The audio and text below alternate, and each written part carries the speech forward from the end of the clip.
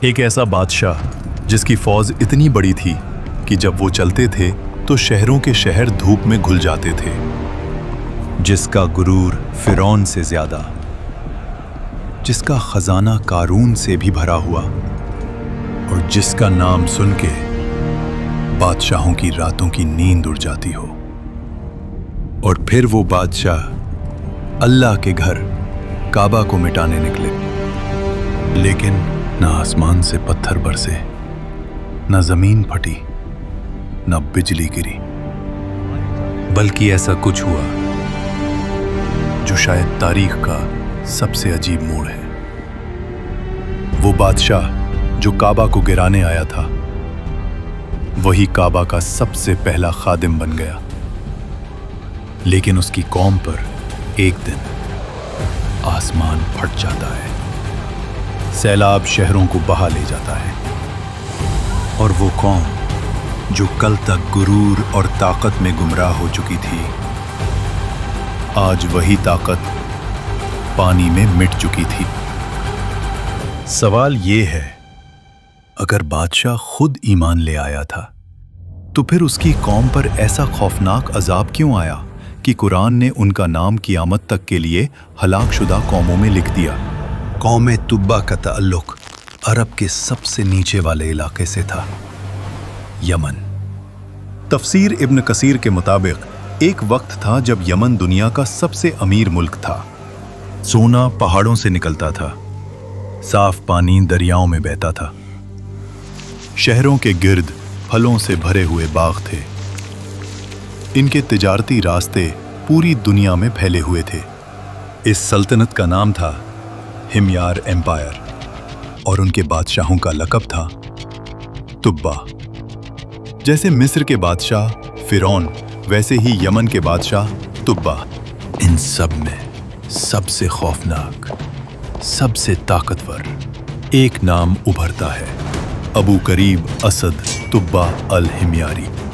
تفسیر کے لفظوں میں ہے، اس کی فوج ایسی تھی کہ عرب نے پہلے کبھی نہ دیکھی، ہاتھی اور گھوڑوں کا سمندر، تیر انداز، تلوار باز، اور لشکر اتنا بڑا کہ پہلا سپاہی شہر سے نکلتا تو آخری ابھی شہر میں ہی ہوتا۔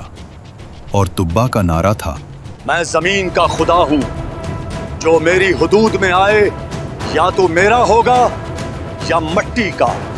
فتح کرتے کرتے یہ لشکر پہنچتا ہے عرب کے ایک خاموش علاقے میں، یثرب۔ آج کا مدینہ، اس وقت صرف کھجور کے باغات، کچھ یہودی قبیلے اور ایک عجیب سی سکون والی ہوا۔ تبا نے حکم دیا، کل صبح اس شہر کو جلا دیں گے۔ لیکن اس رات اس کے خواب میں ایک نورانی شخص آتا ہے جو کہتا ہے، اس زمین کو چھوڑ دے، یہاں میرا رسول آنے والا ہے۔ تبا گھبرا کر اٹھتا ہے۔ صبح یثرب کے ربی خود اس کے دربار میں آتے ہیں۔ اے بادشاہ، اگر تو نے اس زمین کو چھوا، تیری بادشاہت کا نام و نشان مٹ جائے گا۔ تم مجھے دھمکی دے رہے ہو؟ میں وہ ہوں جو شہروں کو سانس لینے دیتا ہوں۔ ہم تجھے نہیں، اس نبی کے رب کا پیغام سنا رہے ہیں جو یہاں ہجرت کرے گا۔ تفسیر ابن کثیر کے مطابق یہ سن کر تبا کے جسم پر لرزہ طاری ہو گیا۔ اس نے پہلی بار محسوس کیا کہ کوئی قوت ہے جو اس کے تکبر سے بھی بڑی ہے، اور وہ پہلی دفعہ اپنی فوج کو پیچھے ہٹاتا ہے۔ مگر شیطان ابھی خاموش نہیں تھا۔ کچھ لوگ تبا کے کان میں پھونکتے ہیں، عرب کے بیچ ایک گھر ہے جسے کعبہ کہتے ہیں، لوگ وہاں سونا چڑھاتے ہیں، اگر ہم اسے لوٹ لیں تو عرب گھٹنوں پر آ جائے گا۔ تبا مسکرایا۔ لشکر مکہ کی طرف مڑتا ہے، لیکن جیسے ہی وہ حدود میں داخل ہوتا ہے، تفسیر کے مطابق تبا پر اچانک ایک بیماری آتی ہے، جسم پھول جاتا ہے، آنکھیں باہر، زبان سوکھ جاتی ہے، سانس ٹوٹنے لگتی ہے، فوج ڈر جاتی ہے، तबीब नाकाम हो जाते हैं, जादू नाकाम, दुआ नाकाम, और फिर वही रब्बी आते हैं। सच बता, तेरे दिल में क्या था? इस घर को गिराना था। ये अल्लाह का घर है, इसका निगहबान कोई लश्कर नहीं, खुद रब्बुल आलमीन है। अगर बचना चाहता है तो अभी तौबा कर। और तफसीर के मुताबिक जैसे ही तुब्बा ने नीयत बदली, उसकी बीमारी गायब हो गई। तुब्बा काबा में दाखिल होता है, लेकिन बादशाह बनकर नहीं, फकीर बनकर। उसकी आंखों से आंसू बहते हैं, जुबान से सिर्फ एक जुमला निकलता है, मैं गलत था, तू सही है। वो कुर्बानी देता है, सिर्फ जानवरों की नहीं, अपने तकब्बुर की भी।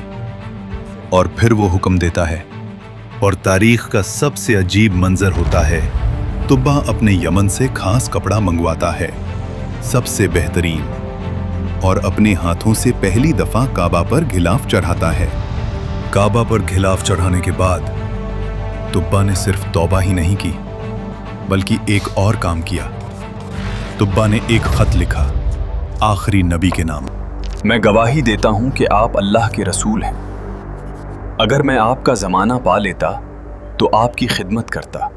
उसने ये खत यथरीब के लोगों को दे दिया और वसीयत की, और तारीख के मुताबिक ये खत नस्लों तक संभाल कर रखा गया और बाद में रसूलुल्लाह सल्लल्लाहु अलैहि वसल्लम को दे दिया गया। इस वाक़या का जिक्र कुरान में नहीं आता, लेकिन तफसीर और पुरानी इस्लामी रिवायत में तुब्बा का काबा को घिलाफ चढ़ाने और ख़त लिखने का एक मशहूर वाक़या है। कुरान ने तुब्बा का नाम लिया और तफसीर ने उसका किस्सा खोला। तफसीर इब्न कसीर के मुताबिक तुब्बा दीन हक पर आ चुका था। वो अपनी कौम को बुलाता है, लेकिन उसकी कौम आग की पूजा करती थी, बुतों को रब मानती थी। वो हंसकर कहते थे, तू बूढ़ा हो गया है बादशाह, तुम लोग गुमराह हो चुके हो, अल्लाह को भुलाकर बुतों को सजदा करते हो। और फिर वो फैसला करते हैं, इस चीज का फैसला आग करेगी। यमन में एक रिवायत थी, पहाड़ से एक आग निकलती थी, जालिम को खा जाती थी, मजलूम को छोड़ देती थी। पूरा मुल्क जमा होता है, एक तरफ बुत, एक तरफ तुब्बा और उलमा। आग निकलती है और सीधी बुत परस्तों की तरफ जाती है, उन्हें जलाकर राख कर देती है और तुब्बा के पास आकर ठंडी हो जाती है।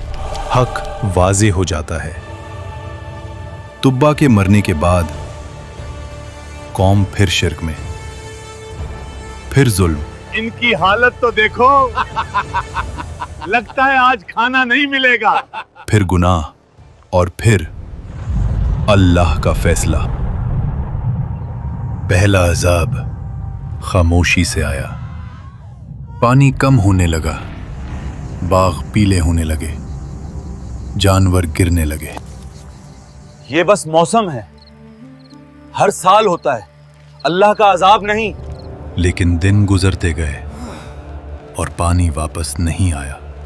बादशाह ने कहा था, शायद ये रब का गुस्सा हो सकता है। बादशाह कमजोर हो गया था, हम अभी ताकतवर हैं, हमें किसी रब की जरूरत नहीं। ये वो जुमला था जिसके बाद अल्लाह के अजाब का वक्त आ गया।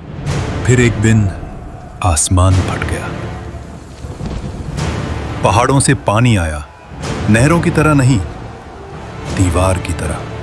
शहरों के शहर बह गए, महल मिट्टी बन गए। जहां सोना था वहां जिस्म तैर रहे थे। या अल्लाह,